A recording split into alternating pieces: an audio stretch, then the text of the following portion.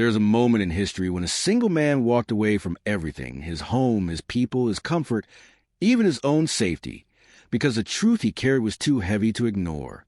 That man was Prophet Ibrahim, and after prophethood, his life transformed into a series of daring confrontations, bold journeys, and heart-racing tests that would define faith for centuries to come. This is not a calm tale whispered in old libraries. This is a story pulsing with tension, emotion, courage, and the kind of human struggle that instantly pulls you in. After his miraculous survival from the fire, one would think peace would follow. But for Ibrahim, the fire was only the beginning. He stepped into a world where kings ruled by fear, nations bowed to idols, and believers were mocked as dreamers. Yet he kept walking, carrying a message so disruptive that it shook palaces, families, and entire civilizations. What followed was a life filled with moments that feel almost cinematic, unexpected twists, emotional reunions, divine interventions, and trials so intense they still echo across every faith rooted in his legacy. His journey continued with a determination that felt almost supernatural. After emerging untouched from Nimrod's fire, Ibrahim didn't hide or withdraw. Instead, he grew more confident, more vocal, more unshakable. He walked through towns with a calmness that confused people. How could someone who survived the impossible look so peaceful? This confidence wasn't arrogance. It was clarity. He now knew his life had a purpose bigger than survival. Wherever he stepped, people whispered. Some treated him like a miracle. Others treated him like a threat. But Ibrahim didn't care about the labels. He cared about the mission. He spoke to travelers, merchants, shepherds, anyone who crossed his path. His message wasn't delivered with harshness. It came with stories, metaphors, and warmth. He understood people, understood doubt, understood fear. He knew he wasn't just breaking idols. He was breaking inherited mindsets. And that requires patience. As the days passed, it became clear that his hometown had silently exiled him. No one ordered it directly, but the stares and whispers carried the message. So Ibrahim did what only the truly brave do.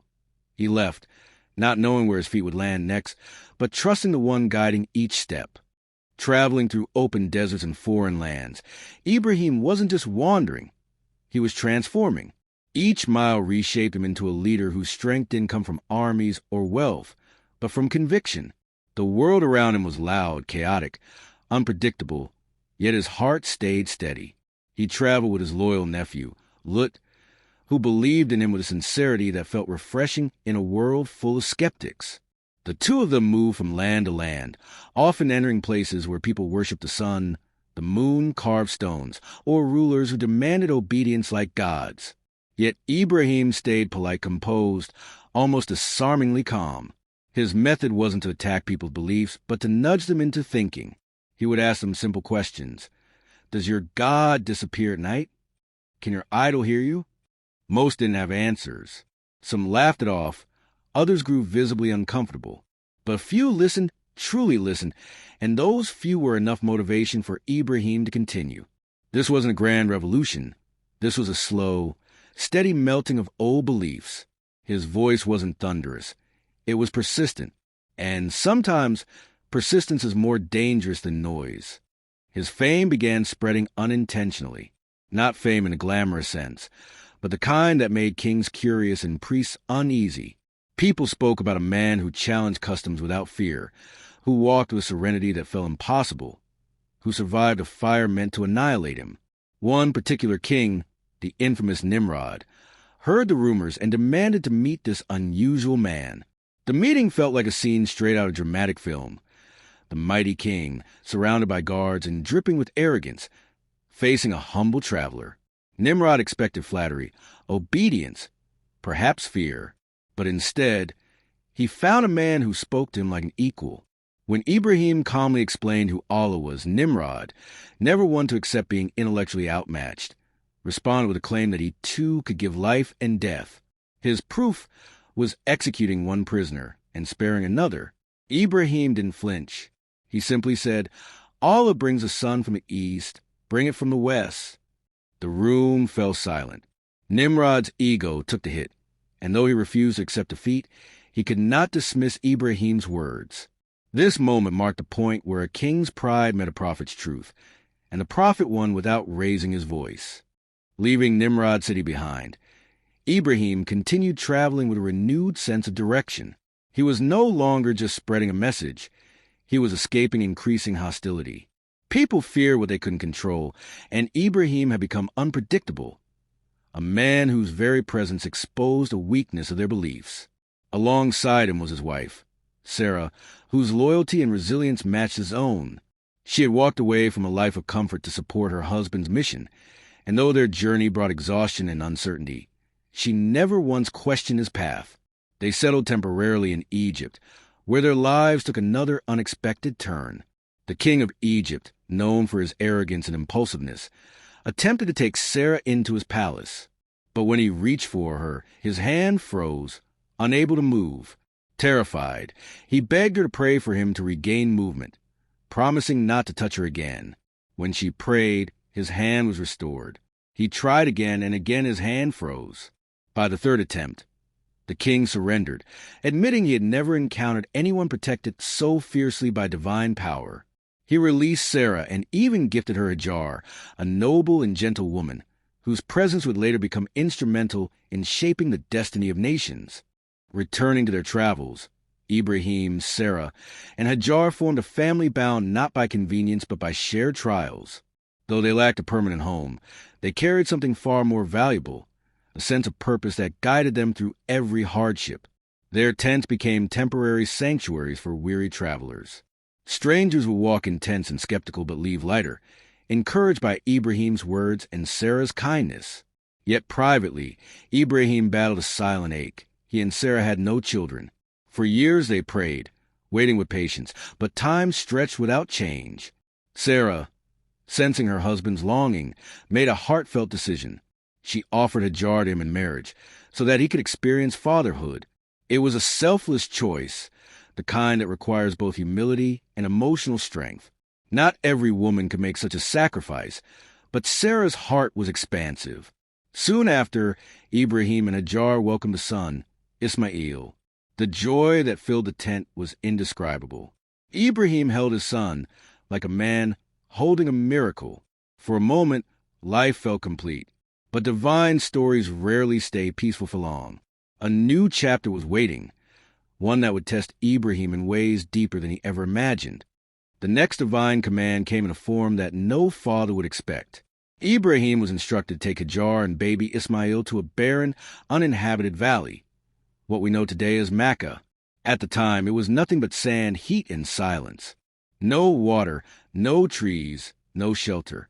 When he reached the valley, Ibrahim helped Hajar settle with only a small bag of dates and water. She didn't understand what was happening, but her trust in Ibrahim was complete. When he began walking away, she followed him, calling out with rising urgency, "Are you leaving us here?" He kept walking, unable to face the pain in her eyes. "Has Allah commanded this?" she asked finally. He stopped, his silence confirming it. Her expression softened. "Then he will not abandon us." That sentence became a legacy of unwavering trust. Ibrahim walked away with heavy steps, each one feeling like a piece of his heart was being left behind in the scorching sand. This separation wasn't a punishment. It was preparation. Preparation for a story that would one day become the heartbeat of the spiritual world. Left alone with baby Ismail, Hajar's courage blossomed into something extraordinary. Days passed and their supplies ran out. Her baby cried from thirst, and the desperation of a mother kicked in. She ran between two hills, Safa and Marwa, searching for water, searching for help, searching for anything that could keep her child alive. 7 times she ran, her heart racing faster than her feet. Every parent watching the scene unfold in the documentary would feel it. The panic, the fear, the refusal to give up, and then, as she returned to her child, she saw water bursting from beneath his tiny feet. It wasn't a trickle, it was a spring, clear, flowing, miraculous. The Zamzam well was born that day.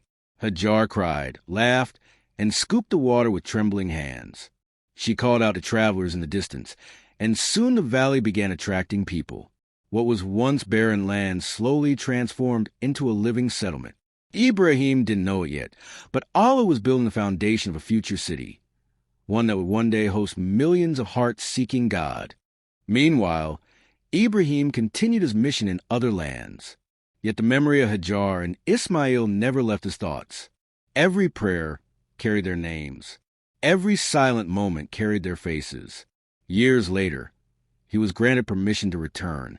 The reunion was an emotional scene worthy of a film. He found a thriving settlement where he had once seen only sand. Ismail was now a young boy, strong, respectful, and filled with warmth. He ran to his father, and Ibrahim embraced him tightly.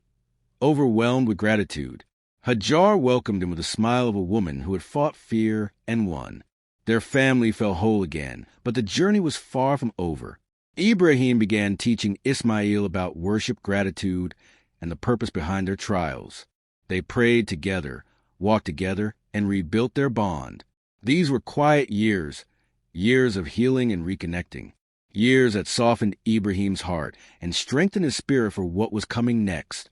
Because life has a way of placing the hardest tests right after the moments of deepest peace. One night, under a sky full of stars, Ibrahim saw a dream so vivid it shook him to his core. He saw himself sacrificing his beloved son, Ismail. This wasn't any dream. Prophets received dreams as commands. Fear crawled through his veins, not fear of obedience, but fear of losing his son. How do you tell a child that God has asked for his life? How do you walk him to such a test with steady steps? The next morning, Ibrahim approached Ismail with calm firmness. He didn't sugarcoat it. He said, "My son, I saw in a dream that I must sacrifice you. What do you think?" Ismail didn't tremble, didn't question, didn't run away. His reply was pure courage. "Father, do what you are commanded. You will find me patient." Those words pierced Ibrahim's heart with both pride and sorrow. Together, they walked toward the sacrifice site in an atmosphere thick with silence. Father and son, two hearts beating with unwavering submission. It wasn't just a test of obedience. It was a test of love. As they reached the place of sacrifice, the air felt heavier, the world quieter. Ibrahim laid his son down, his hands trembling not from hesitation, but from the weight of emotion. He covered Ismail's eyes to shield himself from the heartbreak of seeing him in that vulnerable state. Then he raised a knife, a tool that suddenly felt impossibly heavy. The moment he attempted the sacrifice, the knife refused to cut. It was as if the blade itself rejected the command, waiting for divine approval. And then the call came. Allah had accepted their obedience. A ram had been sent to replace Ismail. The relief that washed over Ibrahim was indescribable. His body almost collapsed from the release of tension. Ismail rose from the ground, embracing his father with a mixture of joy and gratitude. This was not a tragedy. It was a triumph, a moment that would later become Eid al-Adha, celebrated by millions, a moment that defined the difference between blind sacrifice and divine trust, a moment that showed the world that faith, at its core, is not about loss, it is about loyalty. After this monumental test, Ibrahim and Ismail were given a new task, one that would reshape spiritual history. They were commanded to build the Kaaba, a sanctuary for those who sought closeness to God. The site was the same valley where Hajar had once cried for water, where Zamzam had sprung from beneath the baby's feet. The symbolism was profound. Father and son worked under the sun, lifting stones, shaping walls, and reciting prayers with every layer they placed. This wasn't construction. It was devotion carved into stone. Ibrahim stood and proclaimed, "Our Lord, accept this from us," a phrase still recited today by millions of pilgrims circling the Kaaba. The structure was simple, unadorned, and pure, much like the faith it represented. As the last stone was placed, a sense of completion settled in the valley. The Kaaba wasn't just a building. It was a spiritual compass for every generation to come. And its builders, father and son, stood side by side with hearts full of gratitude. Their sacrifice had been accepted, their unity restored, and their mission elevated. As the Kaaba became a sacred destination, people from neighboring regions began traveling to the valley. They came curious and left transformed. Ibrahim didn't preach with fiery speeches. He taught with soft words that carried deep meaning. He spoke about purpose, gratitude, and sincerity, concepts people rarely heard from leaders. Those who met him described him as gentle but firm, warm but unshakable. His personality was magnetic, not because he tried to impress, but because he lived with authenticity. He also instructed Ismail in maintaining the Kaaba's sanctity and hosting travelers. Their household became known for hospitality. Guests were welcomed with smiles, food, and genuine care. Many people embraced their message simply from witnessing their kindness. And yet, despite the growing community, Ibrahim never behaved like a man seeking followers. He lived simply, slept under the open sky, walked without guards, and ate whatever was available. This humility made people respect him more deeply than any king. His influence didn't depend on wealth. It depended on sincerity. And sincerity is a power unmatched by political strength. Still, Ibrahim remained a traveler at heart. He continued journeying between lands, checking on communities he had influenced, guiding those who sought answers, and strengthening the faith in different regions. His life wasn't stationary. It was a moving river that nourished villages and deserts alike. During one of these travels, he visited his son's home and met Ismail's wife. He asked her a few questions about their life, only to realize she complained excessively. Gratefulness is the backbone of faith, and he sensed that her negativity could affect Ismail's future. Without revealing his identity, he advised her to change her doorstep, a symbolic way of suggesting she was not the right partner for his son. When Ismail returned and heard the description, he immediately knew it was his father and followed the advice.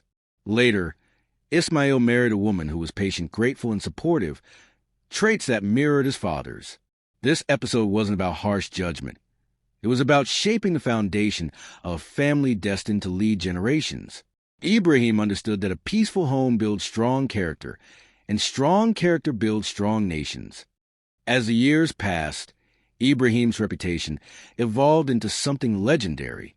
People heard stories of his bravery in breaking idols, surviving fire, confronting kings, and passing divine tests. But the truth is, his story wasn't about dramatic moments alone. It was also about his tenderness, his compassion, his ability to listen without interrupting, his way of comforting without preaching.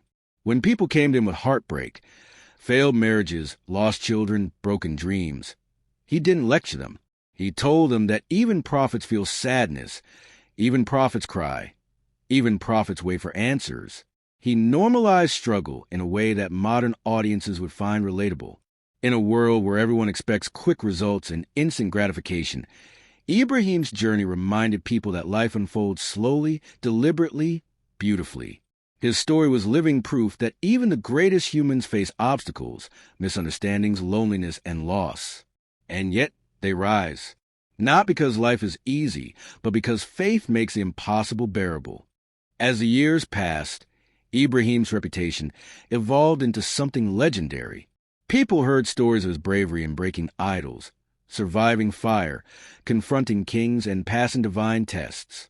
But the truth is, his story wasn't about dramatic moments alone. It was also about his tenderness, his compassion, his ability to listen without interrupting, his way of comforting without preaching. When people came to him with heartbreak, failed marriages, lost children, broken dreams, he didn't lecture them. He told them that even prophets feel sadness, even prophets cry, even prophets wait for answers. He normalized struggle in a way that modern audiences would find relatable. In a world where everyone expects quick results and instant gratification, Ibrahim's journey reminded people that life unfolds slowly, deliberately, beautifully. His story was living proof that even the greatest humans face obstacles, misunderstandings, loneliness, and loss. And yet, they rise. Not because life is easy, but because faith makes the impossible bearable. One of the most heartwarming moments in his later years came when visitors began treating him like an elder they could confide in. They came not for rulings, but for comfort. His tent became a safe haven. People entered with heavy hearts and left feeling lighter. Even strangers felt at ease around him. There's a famous story of angels visiting him in human form. They looked like ordinary travelers, dusty from the road, tired and hungry. Without knowing their identity, Ibrahim rushed to prepare food for them, a whole roasted calf, no less. His generosity was unmatched. But when the angels didn't eat, he grew nervous. That moment shows how deeply human he was. Even a prophet could feel uneasy in uncertain situations. Then the angels revealed themselves, giving him two pieces of news, one joyful, one devastating. The joyful news was a miraculous birth of Ishaq to Sarah. The devastating news was that the people would soon face destruction. Happiness and sorrow arrived in the same breath, reminding Ibrahim that life rarely delivers emotions one at a time. The news about Sarah felt unreal. She was elderly, far beyond childbearing age. When the angels delivered the announcement, she laughed, not from disbelief, but from sheer astonishment. It was a laughter filled with relief, surprise, and joy all mixed together. Ibrahim felt his heart swell with gratitude. After decades of prayer, the arrival of Ishaq felt like a final gift, a gentle reminder that nothing is ever truly impossible. Their home was filled with laughter again. Sarah glowed with renewed spirit, and Ibrahim found himself smiling more often. Ishaq's birth wasn't just a blessing. It was a healing, a peaceful chapter in a life full of challenges. Yet even in his happiness, Ibrahim's heart carried the burden of the second news, the fate of Lut's people. He pleaded with the angels, not in defiance, but in compassion. He didn't want destruction. He wanted redemption. His empathy extended even to those who rejected him. That is the kind of heart he had, one big enough to love beyond disagreement. As his sons grew, Ibrahim took on a new role, not just prophet, not just leader, but father-mentor. With Ismail, he found a son who mirrored his resilience. With Ishaq, he found a son who mirrored his gentleness. Each boy carried a different strength, and Ibrahim nurtured both. He taught them responsibility by giving them tasks suited to their personalities. He taught them wisdom through stories drawn from his own life, tales of kings, deserts, miracles, and heartbreak. His teachings weren't lectures. They were conversations under the shade of trees or during long evening walks. And his sons listened, not out of obligation, but out of admiration. They saw a father who lived what he preached. He didn't claim perfection. He claimed sincerity. And sincerity is a gift that children never forget. These moments showed that his greatest legacy wasn't just the Kaaba, not the survival from fire, not the tests he passed. It was the generations he raised, generations that would carry the light of his message long after he left the world. In his older years, Ibrahim found himself reflecting more often. His body grew slower, but his wisdom grew sharper. He watched his sons build lives of their own. He watched communities flourish where once only sand existed. He watched nations emerging from the seeds he had planted. And he felt something unfamiliar, satisfaction. Not pride, not arrogance, just a quiet, deep satisfaction that his struggles had meaning. He had walked through storms, crossed deserts, faced tyrants, and endured heartbreak. Yet here he was, surrounded by a legacy that would outlive empires. Even in old age, he continued guiding people with soft-spoken advice. His presence remained a calming force.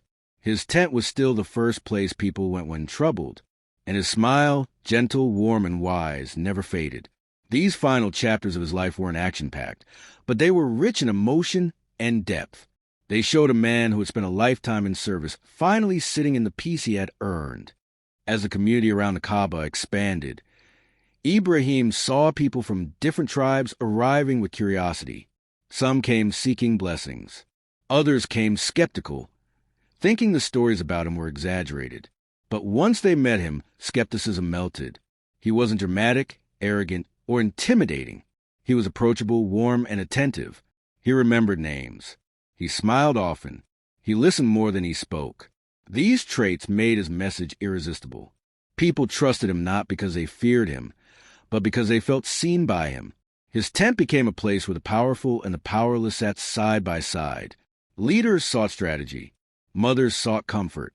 Youth sought direction. Elders sought peace. Ibrahim gave each person what they needed, tailoring his words with almost surgical precision. His presence alone softened hearts. And in a world full of idols, stone, wood, gold, and ego, he reminded people the power of sincerity. His quiet influence was more transformative than any loud miracle. But life didn't spare him from moments of loneliness. There were nights when the camp was quiet, the stars blinking above him, and he felt the weight of a lifetime of trials resting on his shoulders. Survival from fire, confrontation with kings, separation from family, sacrifice of his son, rejection by entire tribes. These weren't small memories. They were emotional scars. Yet even then, Ibrahim didn't allow the heaviness to swallow him. He turned his solitude into conversation with God. Not formal, rigid prayers, but deep, heartfelt confessions. He asked for reassurance. He asked for guidance. He asked for peace. And in those silent hours, he discovered the secret that would define him forever. Faith isn't the absence of fear. It's a decision to walk through fear with trust. These intimate, vulnerable moments would be some of the most beautiful scenes in a documentary, showing a prophet not as a flawless hero, but as a deeply human soul who clung to God in moments of uncertainty. As word about Ibrahim spread, he encountered people from faraway regions who had heard legends about him. Some expected a giant warrior. Others expected a mystical figure. But seeing a simple man with gentle eyes humbled them. They traveled for days just to ask questions like, how do we talk to God? How do we find peace? Why do bad things happen? His answers were simple, almost poetic. He said peace comes from gratitude. He said hardship shapes the heart. He said God is not far. People just don't notice him. His words were so relatable, they could easily appear as dialogue in a modern motivational documentary. He didn't complicate faith. He simplified it. And that simplicity was refreshing in a world choking on spiritual confusion. People left his presence feeling lighter, clearer, more hopeful. Some felt as if they had stepped into their true selves for the first time. That was Ibrahim's gift. He didn't just teach faith. He awakened it in others. As the end of his life approached, Ibrahim felt a shift, like a traveler nearing the end of a long journey. He wasn't afraid. He didn't cling desperately to life. He had experience enough to know that death for the righteous is simply a transition. He spoke more often about gratitude, about humility, about staying sincere even when the world feels heavy. His words felt like farewell messages wrapped in gentle wisdom. The community sensed a change too. They visited him more frequently, eager to spend time with the man who had shaped their lives. He received them with the same warmth as always. No one left his tent without feeling comforted. These final scenes will be deeply emotional in the documentary. An elderly prophet sitting under a date tree, telling stories to children, blessing travelers, smiling at memories only he could see. He had no regrets, only gratitude, only peace. When the moment finally came, Ibrahim returned to his Lord with a serenity that mirrored the life he had lived. His departure wasn't chaotic or dramatic. It was soft, peaceful, almost poetic. Those who loved him wept, but they also felt a strange, comforting warmth, like the closing of a beautiful chapter. His name didn't fade. His teachings didn't disappear. His legacy didn't shrink. Instead, his story began spreading even further. Generations after him repeated his prayers. Pilgrims retrace his footsteps. Nations trace their lineage back to him.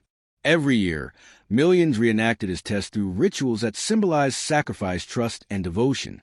He became more than a prophet.